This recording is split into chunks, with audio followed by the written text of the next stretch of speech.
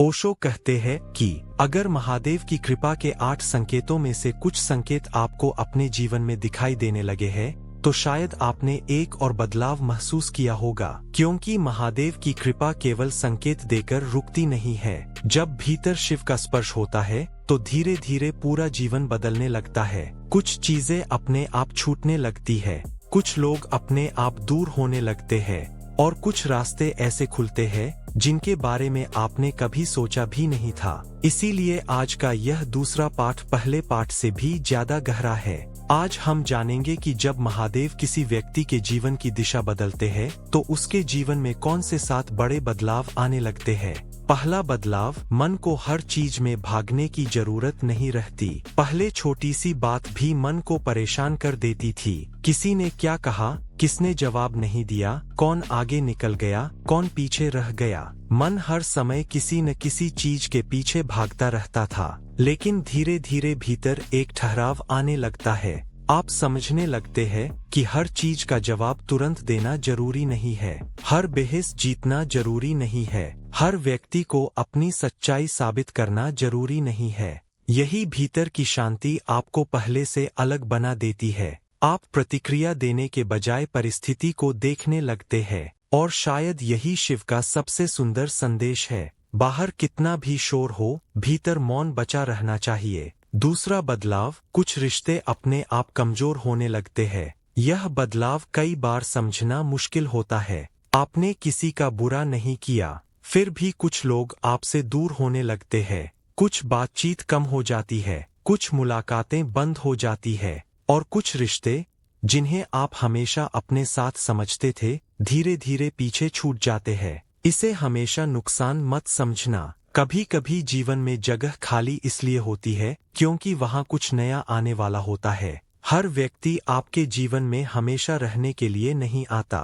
कुछ लोग आपको सिखाने आते हैं, कुछ आपको मजबूत बनाने आते हैं, और कुछ सिर्फ यह समझाने आते हैं कि आपको आगे किस रास्ते पर नहीं जाना है। जब यह समझ आने लगती है, तब विदाई भी आपको तोड़ती नहीं। आप स्वीकार करना सीख जाते हैं। तीसरा बदलाव, आपको दिखावे से ज्यादा सच्चाई पसंद आने लगती है। पहले शायद आपको लोगों की राय बहुत महत्वपूर्ण लगती थी।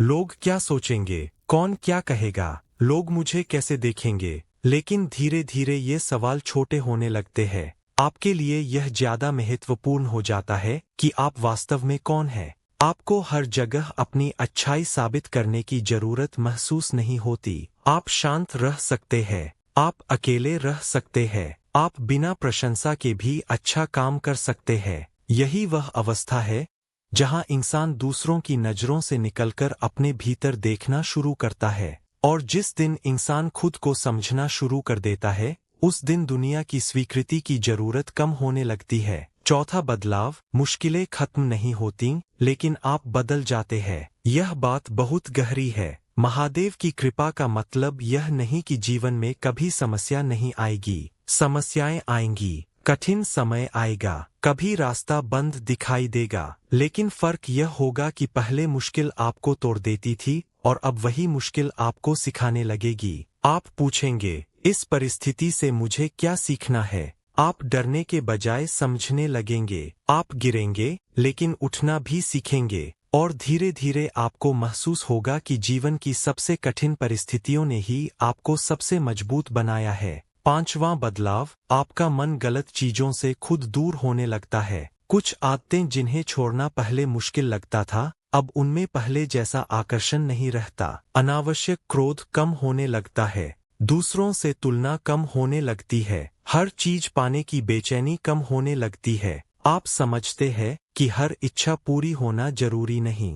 कभी कभी किसी चीज का आपके जीवन से चले जाना भी आपके लिए अच्छा हो सकता है, क्योंकि इंसान जिसे नुकसान समझता है, समय कई बार उसी को रास्ता बना देता है। छठा बदलाव, आपको भीतर से सही दिशा महसूस होने लगती है। आपके सामने कई रास्ते होंगे, लेकिन अब हर चमकती चीज आपको आकर्षित नहीं करेगी। आप सोचेंगे, क्या यह रास्ता वास्तव में मेरे लिए सही है। आप अपने निर्णयों में ज्यादा जागरूक होने लगेंगे। सही लोग, सही अवसर और सही सीख आपके जीवन में धीरे धीरे जगह बनाने लगेंगे। इसे केवल चमत्कार समझने की जरूरत नहीं, कई बार जब हमारी सोच बदलती है तो हमारी पसंद बदलती है, और जब पसंद बदलती है तो हमारा पूरा रास्ता बदल जाता है। 7वां और सबसे बड़ा बदलाव, आपको बाहर महादेव को खोजने से ज्यादा भीतर शिव को महसूस करना शुरू हो जाता है। पहले शायद आप सोचते थे कि कृपा का मतलब कोई बड़ा चमत्कार होगा,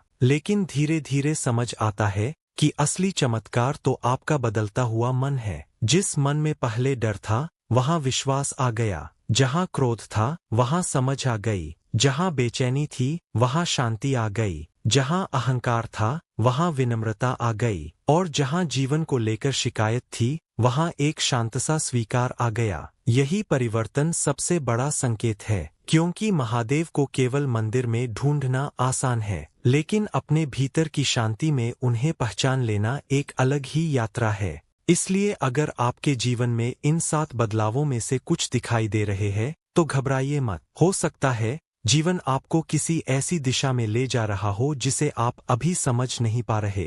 हर बदलाव का अर्थ तुरंत समझ में नहीं आता। कुछ उत्तर समय देता है, कुछ उत्तर अनुभव देता है, और कुछ उत्तर मौन देता है। बस अपने कर्म सच्चे रखिए, मन को शांत रखिए, दूसरों के लिए करुणा रखिए, और अपने भीतर जागरूकता को जीवित रखिए, क्योंकि महादेव की कृपा हमेशा शोर करके नहीं आती। कभी वह एक शांत मन बनकर आती है, कभी गलत रास्ते से वापस लौटने की बुद्धि बनकर, कभी किसी गलत व्यक्ति से दूरी बनकर, और कभी उस साहस के रूप में जो आपको कहता है रास्ता कठिन है तो क्या हुआ, चलते रहो। अगर इस वीडियो की बातें आपके मन तक पहुंची है तो इसे सिर्फ अपने तक मत रखिए, वीडियो को शेयर कीजिए।